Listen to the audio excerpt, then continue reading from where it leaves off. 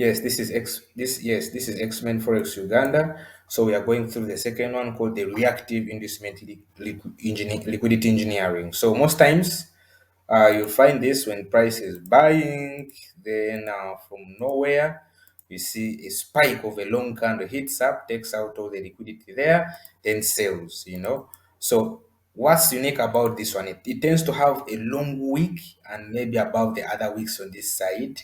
And you find most times even the candle has failed to close above here. This is what we call also another form of liquidity engineering. So price sweeps liquidity of this high and the candle closes below. Even sometimes when it can close here, But if it has a long wick, most time it closes on the exact line or sometimes below here.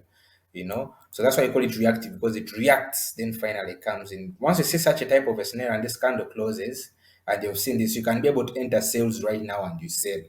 This is very common when price wants to break a given high. Then it fails. When a candle closes below, another candle comes in, closes bearish. You can try to sell on this one. You just enter sales, SCL above here, and you wait. So price can keep on ranging, then finally sells.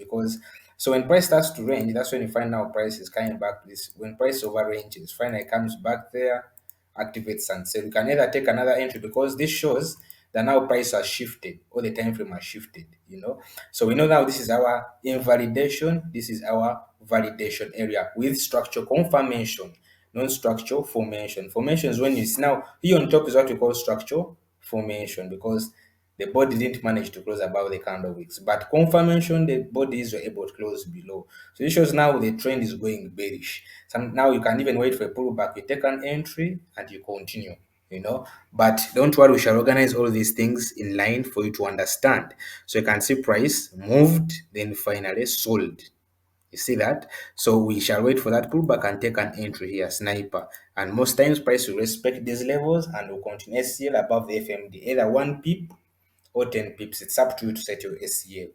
But for me, I love pressing it sometimes 1 pip, 2 pip. Even sometimes they make it 10. Just wait. So if I see such a setup in my entry areas, I don't waste time. Or in my high time frame levels, if I see this, I'll be able to mark these candle closures because I see this is a long week. So I wait for price to come back here, take a trade, or else I enter from there. If I find it has already formed and price is still forming, I can enter. Then my TP1 high is taken out here.